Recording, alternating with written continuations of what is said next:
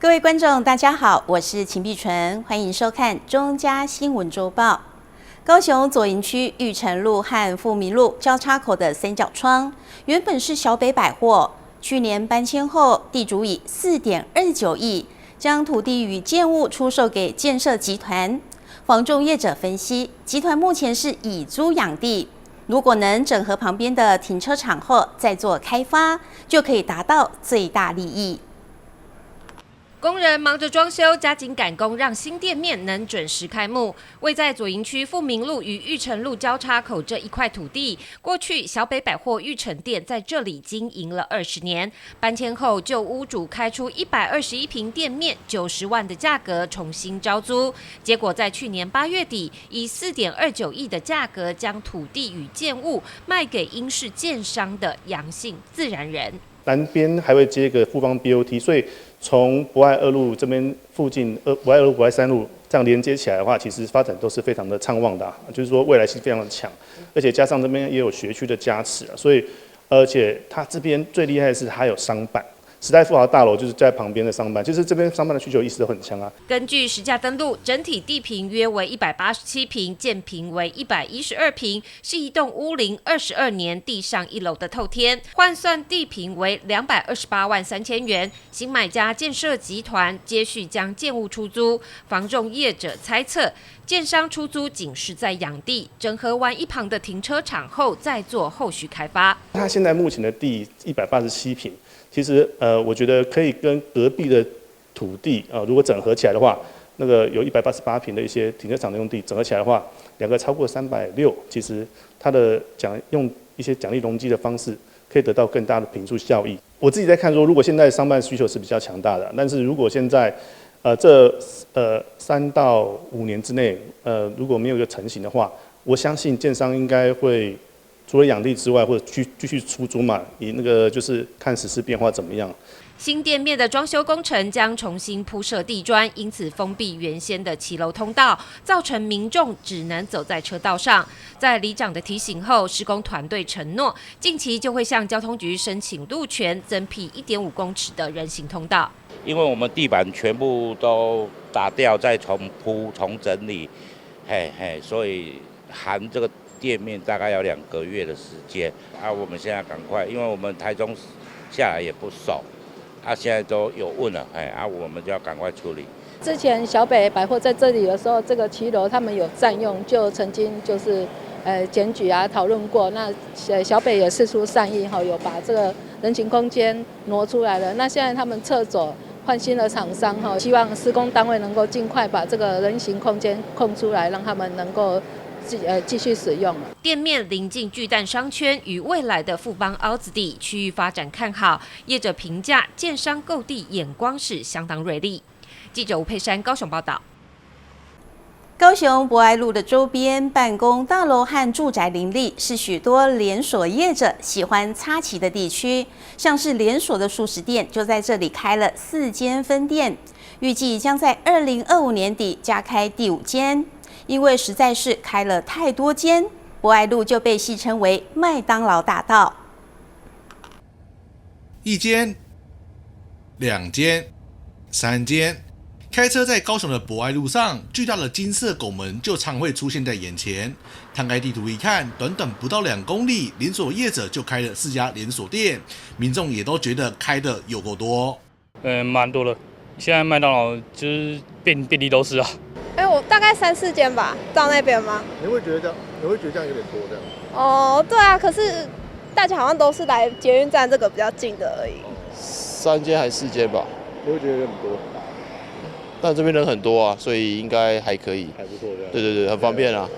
素食业者就好像把这里当总部据点一样，1间又开了1间。博爱路也南成了麦当劳大道，近期又传出这条路上又将在2025年年底出现第5间。好，记者人目前在高雄的博爱路上，这边被戏称为麦当劳大道，短短车程不到10分钟就有4间麦当劳。据传后方这个工地也正在盖第5间。盖第5间吗？有点多，好多是盖也是这条路上。对，10分钟路程5间，有点多。我希望它可以盖其他好吃的。高雄博爱路周边许多商办与住宅林立，素食可以方便解决一餐，受到许多民众喜爱。不止麦当劳喜欢在这里插旗，就连许多的连锁咖啡厅与餐饮店也都会在这里设立许多分店。博爱路附近周边的商圈来讲，它刚好涵盖了北高3个很大的住宅区，一个就是美术馆，一个是农16，一个是合体社区。那这3个社区都是人口集中比较密集的地方，所以在博爱路上啊，当然它也会有居民需求的效应这样。所以像它可能一些直营连锁的啊，它除了在社区里面布点之外，它也会需要在主要干道上面布点。那当然首选就是这样子，它交通比较便利，然后车流量比较多，然后也是社区集中的地方。高雄博爱路已经成为北高雄重要的商业地带，人口密度相当高，连锁业者纷纷抢在这里插旗。未来凹子底也将为开幕第3家百货，持续注入大量人潮。记者孙军高雄报道。消防救护车辆行经路口时，通常不会等红灯，但若强行通过路口，又容易发生车祸。不过，在高雄市有几处路口的号志，在紧急车辆接近时，会自动变成绿灯。市议员郑安利就要求多设几处，以提高救援行动的安全和效率。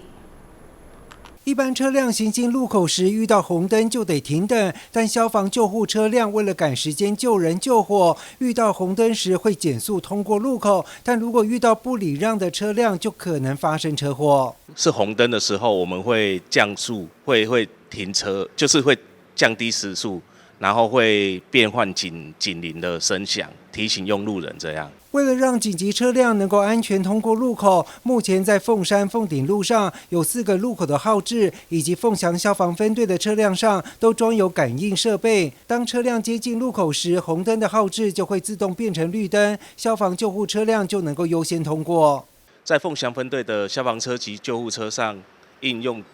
资通讯、车联网等技术。设置车载机与路口侦测设备之间的讯息传递，让紧急车辆到达路口时，确保通行方向为绿灯，其他行车方向为红灯，并于路口设置电子看板，提醒用路人注意礼让车辆通行。医疗同仁他们也都反映说，确实啊，有时候在紧急时刻呢，他们民众在这个生命迫切的时候，可以更加的在迅速、安全的抵达院方来做生命的拯救以及抢救。不过，高雄市装有紧急车辆优先通行号志系统的路口并不多，紧急车辆也不是每台都装有感应设备。市议员郑安利要求能够在学校和医院附近的路口建置紧急车辆，也都要加装，才能够提高救援安全和效率。目前呢是在过北地区这边试办的成效其实相当的好，也许多的消防分队其实现在都陆续都有安装这一套 EVSP 的紧急车辆号志的转换系统我们也希望说未来在医学中心的路口也来做这个试办，也希望说未来可以越来越普及这套系统，并透过号志降低碰撞风险，让行车能顺利到达事故点，大幅降低我们消防同仁的行车压力以及2次意外的发生。救人救火都是分秒必争，紧急车辆能够一路绿灯快速到达最好，但路口号志这么多，只能够择重点建置，形成救援专用路段，市民的生命财产才更有保障。记者赖长邦高雄报道。高雄中央公园的城市光廊过去曾经委外经营，但在业者撤出后，有宠物餐厅的业者得标，原定去年底要开幕，只是签约时表明要做宠物友善餐厅，后来却还引进了羊驼、水豚等动物，改为宠物互动园区。观光局也因此挡下此案，将要重新审议。栅栏里2只笑笑羊紧围着饲养员讨要青草，一旁还有小山羊，可爱超萌的模样让路过的民众都相当惊喜，忍不住停下来猛按快门。不过这里不是动物园，而是高雄的中央公园。可爱，很特别的，很新鲜啊！台北没有这样啊。I think it's a good idea to have animals in a park and also especially for children to see how it is in park in Kaohsiung. 高雄中央公园内的城市光廊，自从经营业者推出之后，荒寂了一阵子。不过近期有新业者得标，原定准备在去年年底开幕，只是签约时表明要做宠物友善餐厅，事后却引进羊驼、水豚等动物，企图变更为宠物互动园区。对此，观光局紧急挡下此案，并将重新审议。业者变更营业模式，改以经营宠物互动园区，所以重新提送本局审查。因为本案必须考量变更的经营模式对于公园的影响，以及动物保护福祉等相关层面，已经邀请外部专家学者进行审查，并且提出专业意见，目前仍在审查中。不过，在地里长和居民都表示，城市光廊已经没落了很久，也造成周边商机断层。近来市府在中央公园东侧大力行销，但在西侧的城市光廊却无法加分。宠物餐厅的设立不只强化了和社区的互动，也让没落的城市光廊带来观光人潮。因此，希望政府单位能够审议通过，带动商机。就好的啊，唔免个走介远啊，阮直接就看得到啊啦。羊吼都很喜欢。安尼底下要小搭起来，安尼哦，安尼就好像他们在表演给我们看那种样子，觉得很疗愈。去我们中央公园哦，顺便就去看动物哦，既可以来个散散心，又可以促进商机，那不是很大家都是赢的吗？很多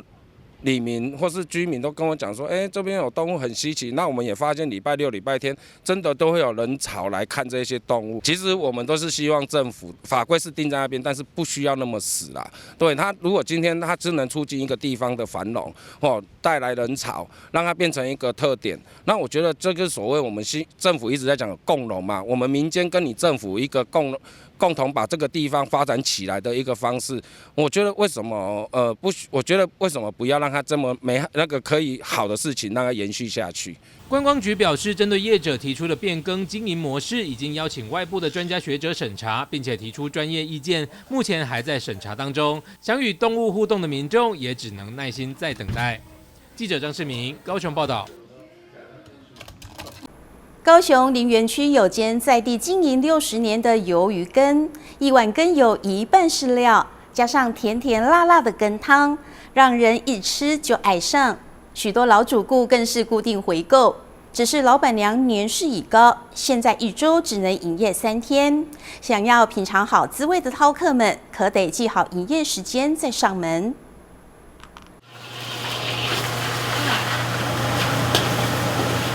假日上午，鱿鱼羹店就忙得不可开交，店内有客人，店外陆续有顾客要外带。这间林园的鱿鱼羹店品相单纯，这碗价钱实惠的鱿鱼羹，肉块多到快满出来，店家名声响亮，在地人都知道。在地很久了，但是后来人家才告诉我，有这间一试成主顾，酸酸甜甜，料多又大碗。它的真材实料嘞，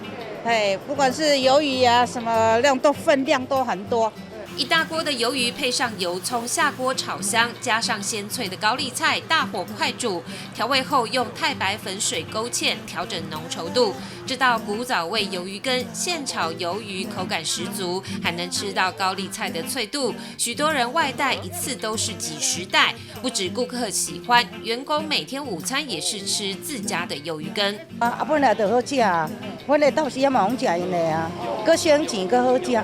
昨人嘛，足侪人来订啊，要订40碗、50碗，阮做到用要分。中钢上班啊，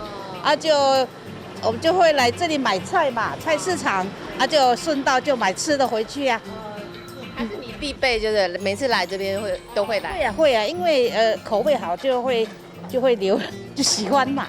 店家过去是卖花枝羹，因为花枝涨价，改卖鱿鱼羹，价钱实惠，同样受到顾客喜爱。老板娘延续丈夫手艺，做出海鲜的好味道，只是年纪大了，只能缩短营业时间，服务顾客。较早阮大官做大间饭店，阮大官咧做这支的，阮翁二嫂的二手伫咧甲帮助的，拜5拜6礼拜。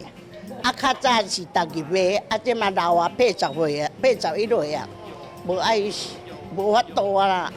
袂坚定理解爱这鸳鸯的批准了的，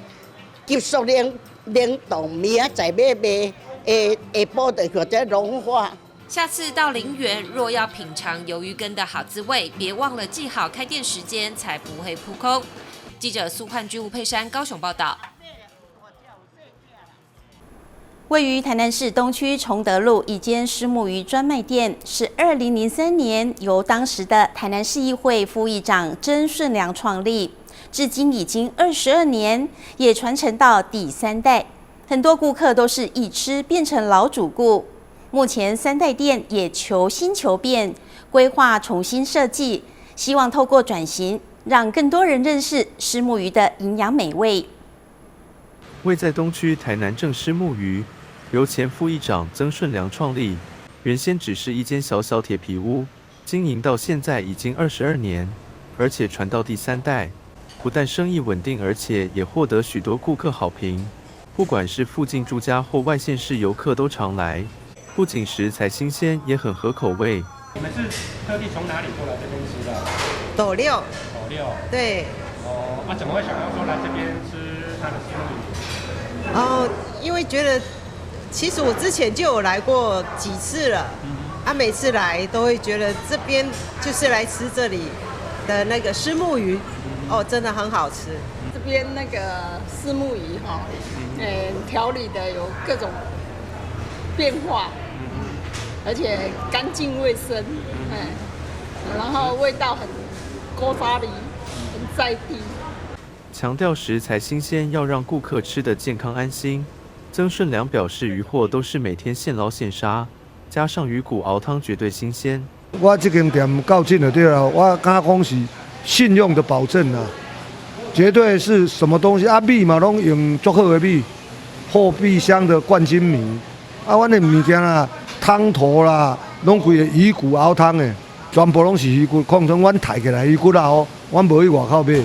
副议长曾顺良表示，当初开店是要给儿子一个稳定事业，想不到经营到现在已经传到第3代，而且店内也在2018年从传统铁皮屋转为工业风设计。第2代曾之杰表示，这间店有家人爱心，充满感情，未来将进行第3次转型，希望有新的变革与创新。22年了，那从传统的铁皮屋，一直到我们把它改成这个，有我朋友从澳洲回来，把它重新的这个设计装潢，规划成现代的工业风。但是我知道现在呢，我们又面临了第3次的要再转型一次了。那近期也跟我的店长呢一直在积极的讨论当中，希望我们这个传统虱目鱼料理，加上我们这22年来我们去研发了很多的这个用虱目鱼来做创意料理，让年轻人也能够了解这个虱目鱼它的营养价值，还有它的美味。从第1代副议长经营到第2代曾信凯、曾之杰，不但传承父亲议员职位，同时还将店经营相当特色。目前副议长退休后，也会常来店里帮忙，平时与顾客打招呼。现在第4代小朋友也会到店里游玩，让该店成为一家人联络感情好地方。记者林英庚台南报道。基隆正滨渔港最新的美食亮点渔我餐厅，透过老板和板娘精心打造，将在地生活技艺与现代餐饮体验完美融合，带您一起去看看。拥有5米挑高的独特建筑设计，宛如望远镜般朝向出海口。餐厅内每一个座位都能饱览海景。老板 Jeff 创造出新旧交融的温暖氛围，保留老建筑的历史痕迹。我们保留了它原本的一些表情，然后我们在做一些室内设计，像这个很漂亮、很平直的曲线，它其实有点新旧的结合在这边。那这个空间的感觉，它不至于过新，也不至于过旧，我们希望保留它原本的表情，跟它最棒的温度，就是要让人感受到温暖、舒适又充满历史情怀的用餐环境。所有的家具都是实木打造，温暖人心的还有与在地连结的餐点，像这阿勾担担面就源自主厨 Penny 的童年回忆。阿勾担担面的起源这样子。我们的 menu 里面很不搭嘎的就是有这个阿勾担担面，那这个就是我们跟在地连接的方式，它是一个情怀啦。展现与在地连结的情感，还有很秋的章鱼脚，受到西西里岛启发，以特殊烹调手法呈现出前所未有的软嫩口感。西西里岛跟台湾很像的地方，它就是一个四面环海的一个岛屿嘛。它也有非常丰富的海鲜。那尤其是像这个章鱼脚的部分啊，它是非常软嫩，就我们把它变成烤串的方式，我们是把它先炖煮后，然后去烤。那它搭配的是秋葵或是虾，就各种不同的搭配，看季节。软嫩的口感颠覆一般人对章鱼脚的想象。另外，最受外国人欢迎的炸鸡，则融合原住民摆盘美学，以清酒腌制，创造出独特的风味。外国客人最喜欢的一道料理，我们这个大小刚刚好，就是外面是酥脆的，里面是 juicy 的。它是搭配了大营养的腌制，它就是在风味上面增加了蛮多的特色在里面。大小刚好的炸鸡滋味令人难忘，如果够幸运，还可以品尝到隐藏版的料理。这一只是白熊鱼，那白熊鱼它的特别性就是它的油脂很厚。油脂厚，肉质细。那我们做成一夜干的料理，它同时温暖，让它的油脂香气可以爆发出来之外，在油脂跟香气当中，你又可以品尝到鱼肉的细致度。我觉得在冬天的鱼缸里面可以吃到这样的鱼，然后闻到它的香气，是最幸福的一件事。而在甜点饮品的部分，也让人意犹未尽，像是获得世界康普茶大赏的热带水果康普茶，适合海边氛围的海苔拿铁。拥有湿润绵密口感的铁观音巴斯克 cheese 蛋糕，虏获了老饕味蕾。茶味在这个巴斯克里面很难被呈现，那它真的需要一直不断的试，才能试出怎么样把这个铁观音这个茶的味道加跟这个奶的这个味道能够融合得非常好。完美融合茶香与奶香，为饕客打造融合视觉、味觉、听觉的五感飨宴。老板 Jeff 与 Penny 用美食传递着岛屿共同成长的生命故事，为消费者带来截然不同的渔港饮食体验。记者蔡小军基隆报道。永和一家烤鸭店突破一般的烤鸭料理方式，推出一鸭三吃。还有新的吃法，就是将炒鸭骨加上贡丸、米血、甜不辣等食材，做出香喷喷的热炒卤味。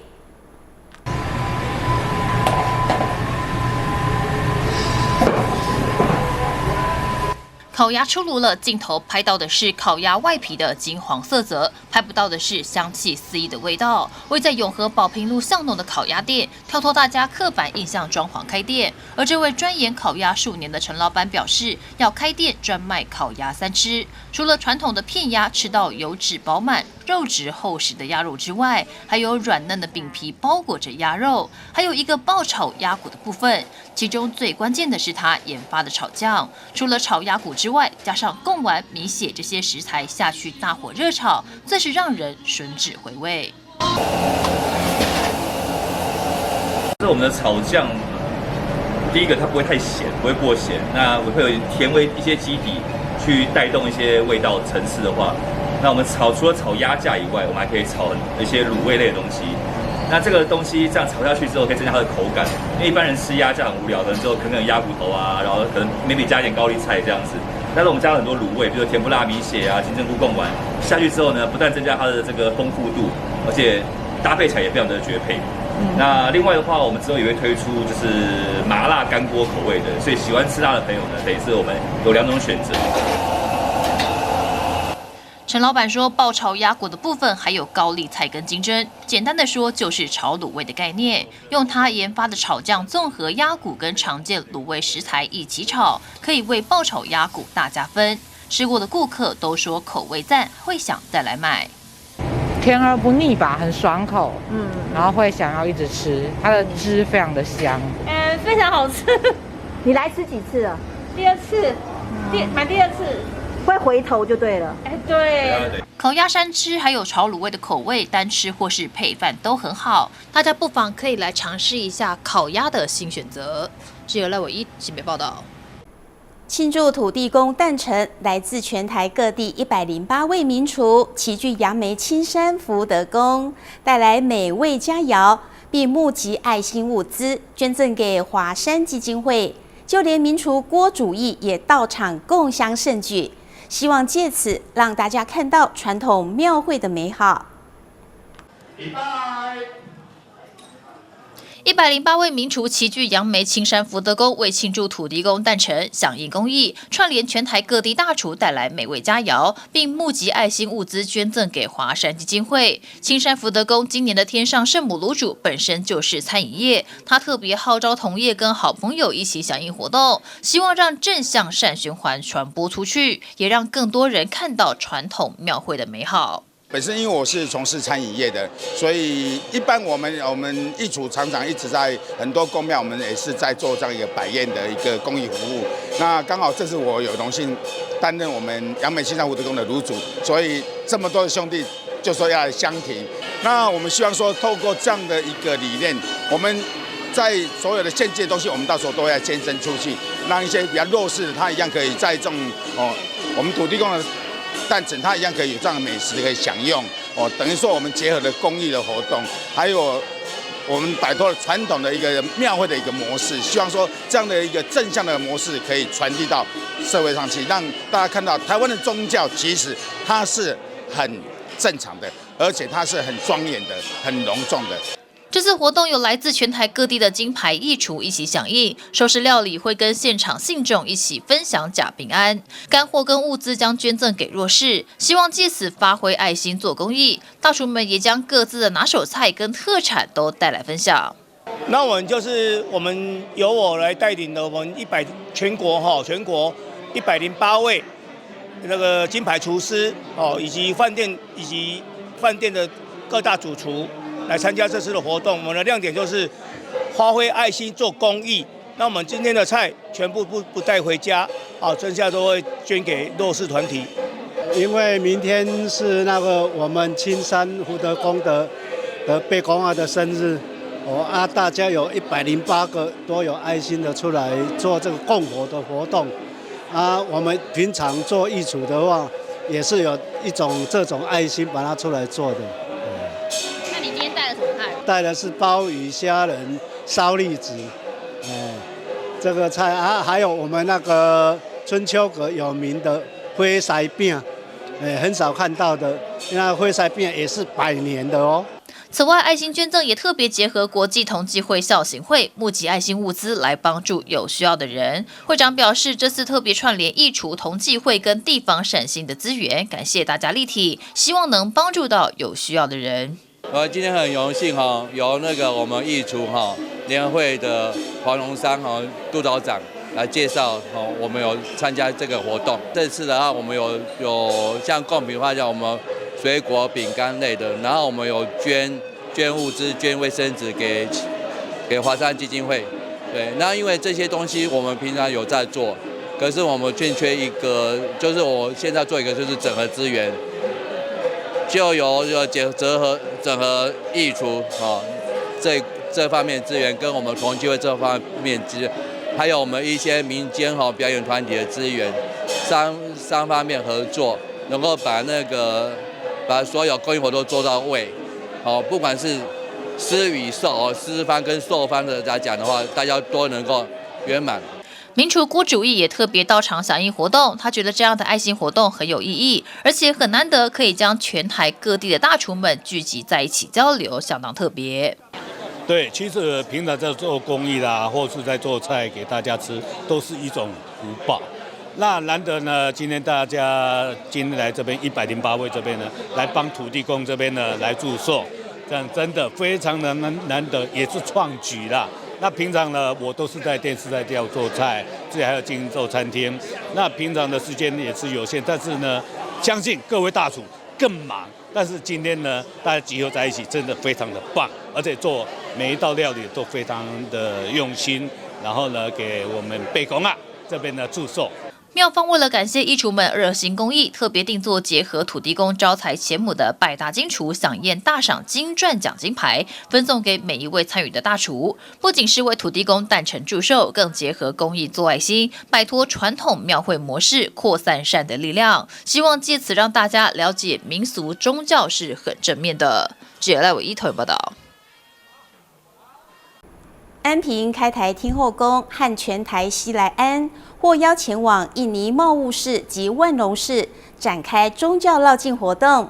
台湾传统义政文化的魅力，吸引当地的华人以及印尼的民众夹道欢迎，也让安平妈祖首次造访印尼，写下历史新页。在结束贸务市元宵嘉年华活动后，台湾访问团一行人随即转往印尼万隆市善德宫参访，由安平道坛王宏儒道长主持参拜仪式。采家仪式大典圆满，大典顺利。今日由着咱安平开台天主宫主任委员罗友礼率全体委员会众委员一同，按台南全台西来安董事的董事长詹正义及全体董事。台湾的朋友过来印尼欢迎啦，万隆印尼，希望会当合作。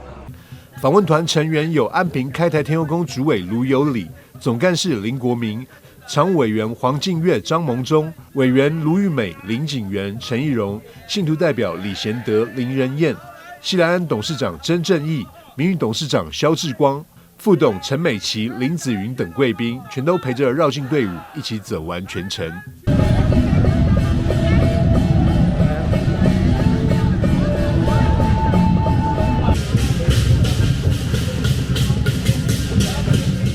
这场在万隆市的绕境活动，可以看到印尼各种族宗教的义政表演，充满异国风情的游行，也让台湾来的朋友印象深刻。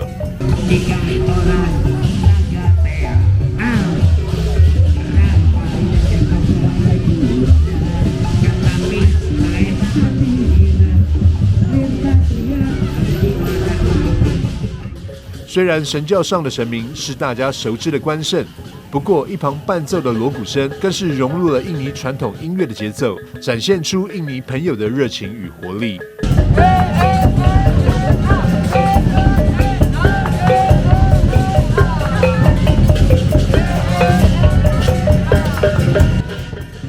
从小在印尼长大，目前在国立暨南大学就读的高明景同学表示，之前在台湾有参加过安平开台天后宫的文化导览，这次看到庙方来到他成长的地方绕境，让他既开心又兴奋。台湾的时候也会去看，就是家将啊、顶头啊这些，就是台湾做得很好，就变成其实过来印尼的话，他们也更多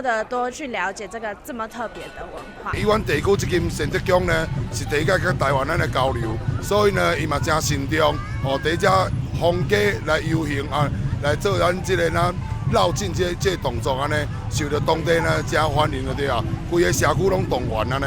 绕境结束，印尼多个华族侨社也设宴款待台湾的朋友，同时期盼未来持续展开台印之间的文化交流。开心能够有缘跟大家相聚在一起，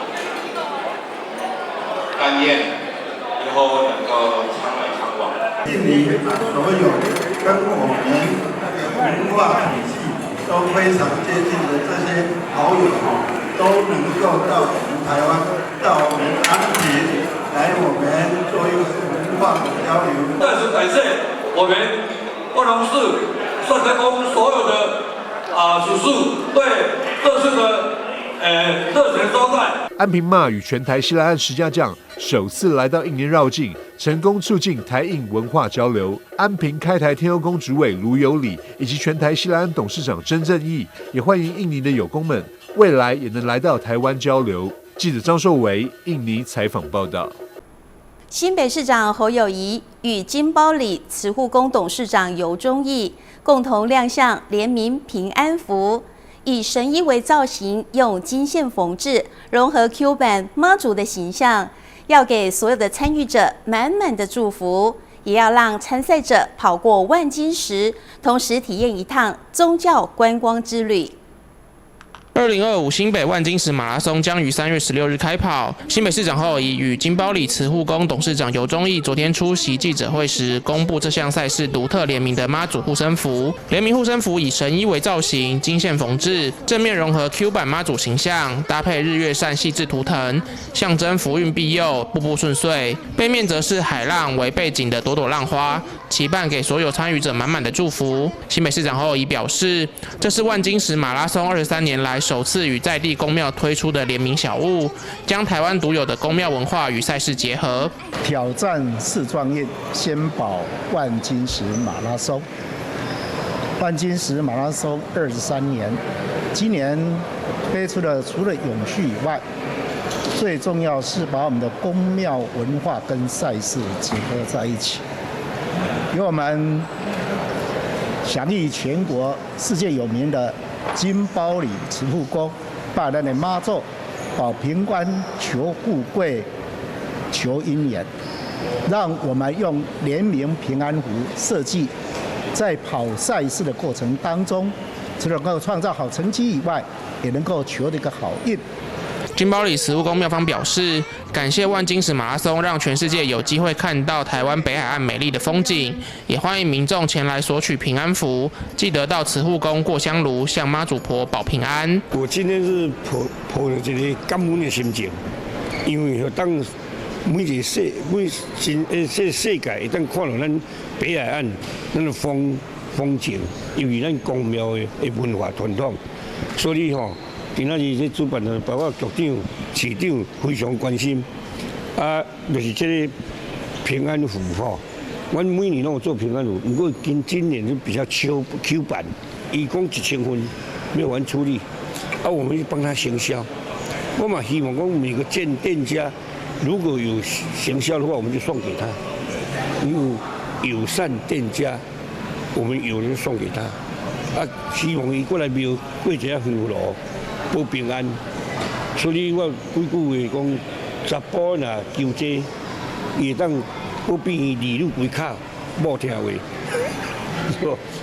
查某求将伊儿女关口，翁听话。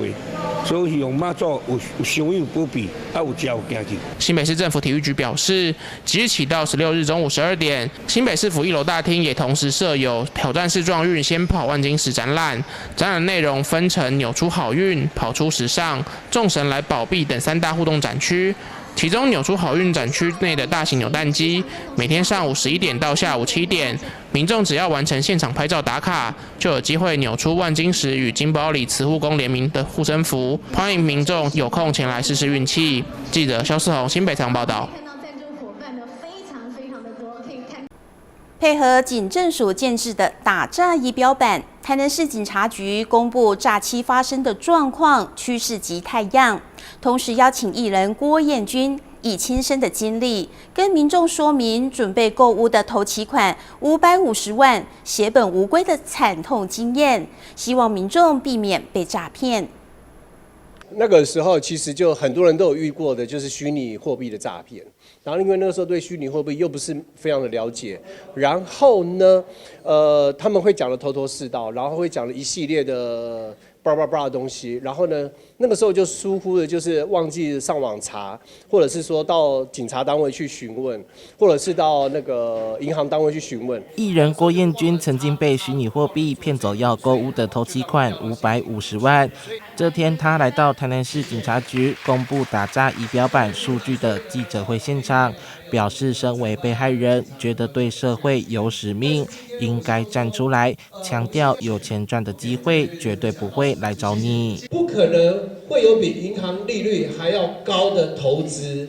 那样子的风险不是一般人能够去承担的。而且，如果真的有这么高的投资的报酬率的话，我相信介绍你的人，他一定会卖家产去投资的，不可能介绍给你的。台南市警察局统计114年1月份诈骗案件有1075件，最常发生的前3名分别是 23.9% 的假投资，假网拍占 12.26%， 解除分期付款是 11.99%， 拦阻总金额高达1亿2500多万。那我们台南市呢，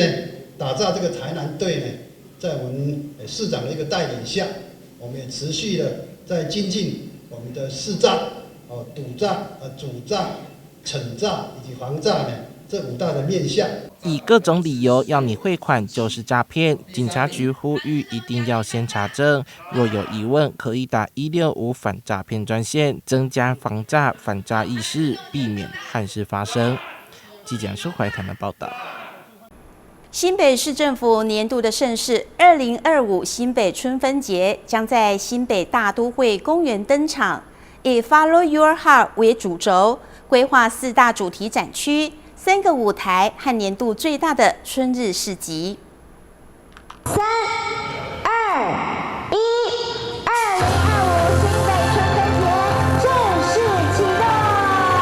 在万物复苏的春天，新北市政府打造年度盛事2025新北春分节，即将于3月22日周末2天在新北大都会公园登场。今年以 Follow Your Heart 为主轴，策展规划4大主题展区、3个舞台与年度最大春日市集，邀请民众随心而行，一同参与迎接春分时刻的新北第一场大型活动。新北市政府本周也在宣传记者会中介绍今年的活动亮点，其中新北市副市长陈纯进穿着复古穿搭，抢先走进摊位体验，与小朋友还有毛小孩互动玩乐。新北市副市长陈纯进表示，今年春分节有美食、音乐、亲子与毛小孩的活动，欢迎民众在3月22、23日一起来游玩。我们今年的这个主题有美食有音乐。有亲子的活动，还有毛小孩的活动这个是在大地活动的方面所以因为有音乐，所以我们就有所谓的春分微醺摇啊摇唱音乐就会摇来摇去。新北市副市长陈纯进也特别指出，这次特别在场地搭建3个不同风格的舞台，邀请10组知名表演者到场演出。此外还有美食市集，邀请全台超过150家特色店家组成老饕计划，期盼能满足市集爱好者、露营达人、大小朋友，包括毛孩宠物们，都能在这里找到属于自己的喜好与喜爱。我们同时有搭配搭建了3个不同规格风格的这个舞台我们邀请10组的这个音乐表演者都是年轻人所喜欢的这个音乐。那第二个，因为有美食所以我们叫游牧野餐。那另外我们有亲子乐园，让小孩子能够在那边游玩，亲子活动就可以在那边举行。另外毛小孩让他们在这个活动的范围里面跑呀跑来消耗他们的体力新北市政府高滩处表示，建议民众可提前规划行程，注意活动官网与脸书，选择自己感兴趣的展区内容。今年2025新北春分节不仅是一场汇集音乐、艺术、生活的综合性派对，更是一场属于所有民众的春日盛宴。欢迎民众带上舒适的鞋子、防晒用品和水，3月22、23日一起前往新北大都会公园，探索这个属于新北的春日派对。记者肖世宏新北采访报道。南荣国中将于今年3月16日首度开办围棋专班，预计招收14名学生，并延揽6段以上的棋士授课，为基隆市打造全台首创的围棋专班教育计划。传统上的桌游游戏围棋，培养学生的逻辑思维、专注力和耐心。随着 AI 技术辅助，学生能更有效率地学习战术，为国内外赛事做准备。对，这套系统就是它从启蒙我们是30K 的话，就是从最基本的这种数气、题子，然后进入点开始讲起。那越来越强，它会有不同的关卡。这套系统是目前世界上中日韩台4个国家为主会下围棋的，他们的国家队都用这个训练。对，所以希望未来我们在基隆这样培养，可以有就是基隆的孩子们也有机会参与到这个世界赛的舞台像我现在的小朋友，他目前一个是3年级，一个是1年级。那在他们学习的过程之中，目前时间差不多是将近快1年的时间。那我就有发现到小朋友现在他会因为就是学习的围棋，提升他们的棋艺之外，就是他们减少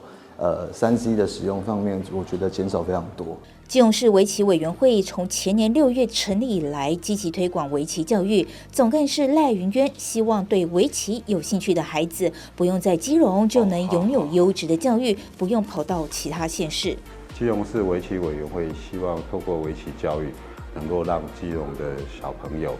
能够经由围棋去接轨世界。围棋教育蓬勃发展，基隆市围棋委员会指出，已经有16所国小开设围棋社团，南荣国中更将在3月16号首度招收围棋专班，希望打造基隆成为围棋教育的重镇。本校将于3月16号招考围棋专项，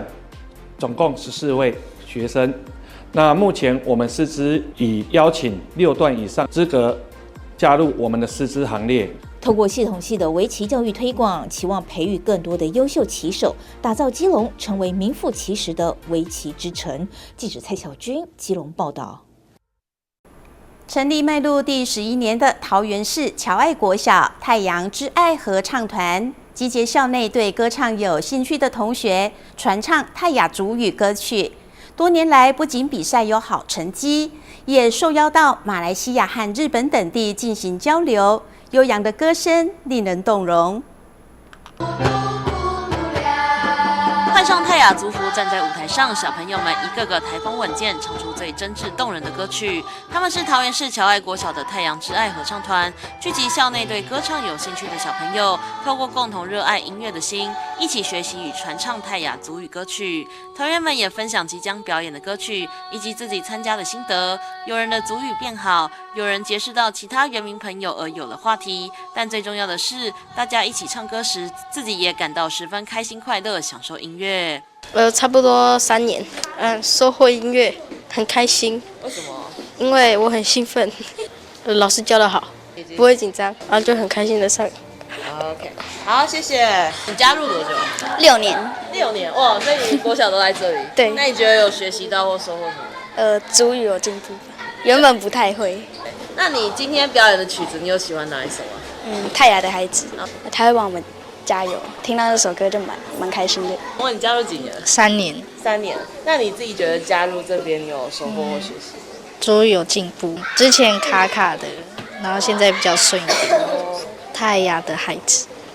优雅好听，然后会让人比较开心，可以跟一些族语原住民朋友交流，或是聊一些自己的家庭状况。最开心的是可以跟大家一起唱歌，一起玩游戏。就是有一个词，就是大家都很会念错，就是腐妇一直念成腐妇，但是呢，后来呢，听久了就慢慢的就会学会正确的发音。作为当初创团老师之一，现在也持续协助合唱团运作的侨爱国小辅导主任，也细数太阳之爱合唱团的故事。原本只是想发扬学校的原住民特色，广邀各族群孩子一起来学习与传唱，培养孩子们自信与热爱音乐的心。如今合唱团成立迈入第11年，多年来不仅比赛有好成绩，也常受邀进行表演，甚至是到马来西亚与日本进行交流，可谓10年有成。好，我们的太阳之爱合唱团呢，成立到现在已经迈入第11年。那这一刚开始的时候呢，我们也只是想说我们是原住民重点学校，所以我们也想让孩子有一个发展天赋的一个机会。于是呢，我们一群老师，我们就集结我们校内不管是原民还是汉族，我们呢一样呢只要有对歌唱有兴趣的小朋友呢，我们都可以来练习我们就组成一个合唱团江志伟校长来了之后呢，我们也聘请了慧琴老师还有英娟老师2位二聘老师，在我们的努力之下呢，我们也得到了很好的成绩，也参加全国赛，我们也拿到优等，然后呢，在桃园市的比赛，我们也都拿到特优。那我们在应该是2023年前年的时候到马来西亚去做一个音乐的交流去年2024年9月我们也11月我们也到日本东京去学校去做一些文化的交流音乐的交流那目前的话呢，我们一样继续努力让我们的原住民的音乐能够传承下去。呼喊团呼为正式上台加油打气，借由音乐让侨爱国小的太阳之爱合唱团能够集结各族群的孩子们发挥天赋，在都会区一起来传唱泰雅族语歌曲。校方也表示，未来会继续支持合唱团的发展，让泰雅的骄傲继续被传唱到更远的地方，让更多人知道。这里你看不到。佛光山南台别院趁着灯笼比赛之际，举办一场书画交流活动。36位书画家齐聚在佛光园美术馆，各自以笔墨写出佛教经典，或画出山水意境，同时也互相观摩合作。流利的行草字体写下佛经真谛，还有以篆书挥毫的万法奇观，复归自然。为了落实星云大师提倡的艺术弘扬佛法，这天在南台别院有许多书画家各自用墨笔呈现不同的作品，旁乐无极了。我希望每一个人呢都非常的自在，啊，那么彼此之间非常的包容，能够这个样子的话，那永远是快乐，是没有限制的。未经一番寒彻骨，哪得梅花扑鼻香？就是说，人要跟梅花在生活里面去了解，有一些佛理在里面。书画是中国文化的瑰宝，也是修身养性的法门。一笔一画之间蕴含着修行的智慧，一字一句流露出生命的境界。这场茶话会不仅是书画的交流，更是一场佛教文化与心灵的对话。书画家呢，大概来了36位，那里面呢有很多都是各个应该是艺文界艺文会的理事长啊、理事啦等等，其实有多位都是在台南呢重量级的艺术家。36位书画家都与南台别院有深厚的友谊。最近灯笼比赛评审刚落幕，满洲法师也特别颁赠感谢状来感谢。现场60多位佛光人一起闻墨香、品茶香，欣赏书画，感受佛法就在生活中的理念。记者孙怀谈的报道。基隆防灾体系迈向重要里程碑，7堵特搜分队正式成军，并与基隆长庚医院签署救灾医疗联防备忘录，带您一块去关心。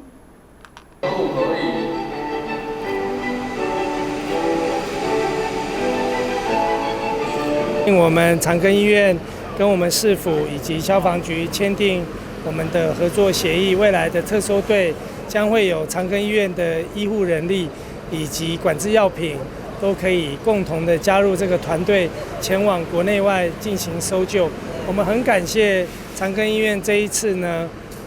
这个积极的跟我们来配合，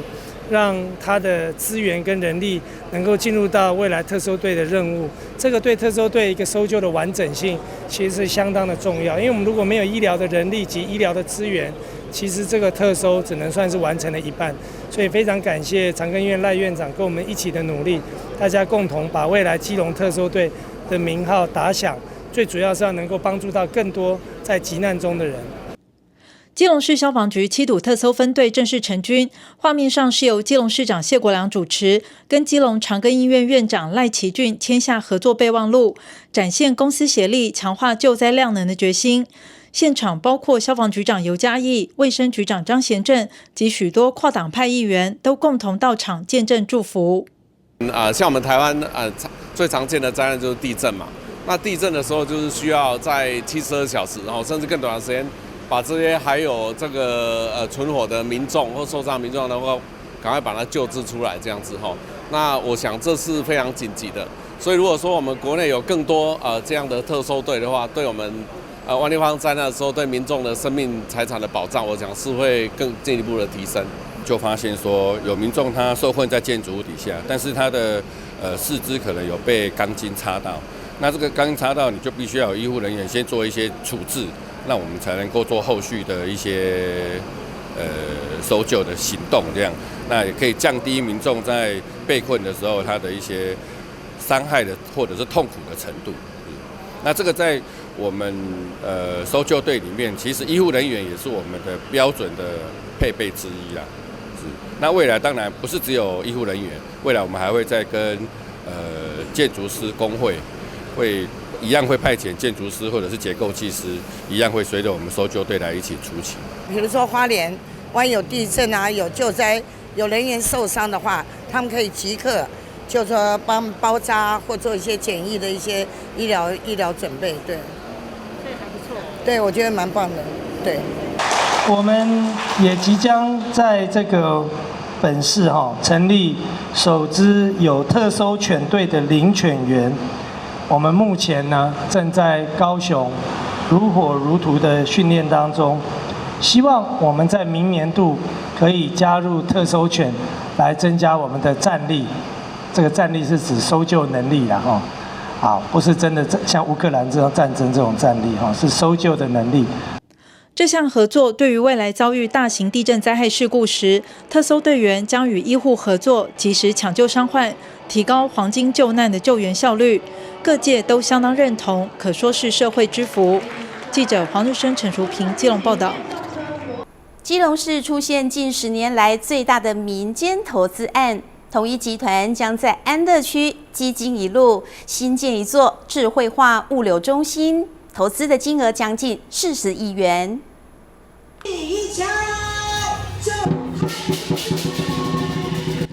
画面上是统一集团在安乐区基金一路打造智慧化物流中心的动土典礼。这个投资案将近40亿，预计2027年第2季启用。基隆市长谢国良、秘书长方定安跟市议员郑凯琳，在地的新寮里里长黄淑云等贵宾都受邀参加。据了解，这是基隆近10年来最大的民间投资案，预计可带动350个到400个以上的在地优质工作机会。感谢这一次统一集团的大致仓的这个物流的中心能够在基隆做这样子的一个投资。那这个投资预计可以带来300多人到400人左右的一个就业人口。那也拜托统一集团的在座各位长官，能够尽量优先以基隆在地的就业人口来做优先的考量，因为我想这样子对双方来说都是一个成本跟资源的一个精进。那也感谢这一次的投资额也高达数十亿元据我了解是40亿元上下。我想对我们这个周遭的这个产业也有这个很具体的帮助。我想这个也是在近期我们集团的一个重大的一个投资项目那就在基隆市因为这个位置非常的好这个交通非常便捷刚刚主持人有提到它可以为我们这个包括北台湾双北啦、基隆跟未来的花莲的一个配送达到一个很好的一个效果那大致通本身呢是我们集团内对于EC 就是电子商务一个非常重要的一个物流公司也是集团的优等生所以它具备了这样的一个条件来这个地方投资做这样的一个建物的新建以及未来营运的基础，这个未来为我们的不管集团内的线上甚至我们现在也做3PL 服务到集团外的一些厂商，所以这也会是一个很重要的一个物流基地。那接续呢，就麻烦我们市长这边在协助在未来的各项行政流程的地方呢，可以这个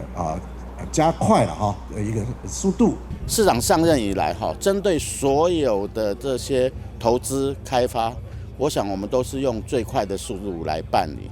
那大家也可以看得到，我们在都市设计审议也好，或建造的一些申请都非常的顺利。那我们都用最快的速度来服务，来愿意来投资我们基隆的这些厂商。所以这些硬体的环境，包括它的建造的申请也好，都市设计，我想我们都是用最优先的方式来配合、来协助，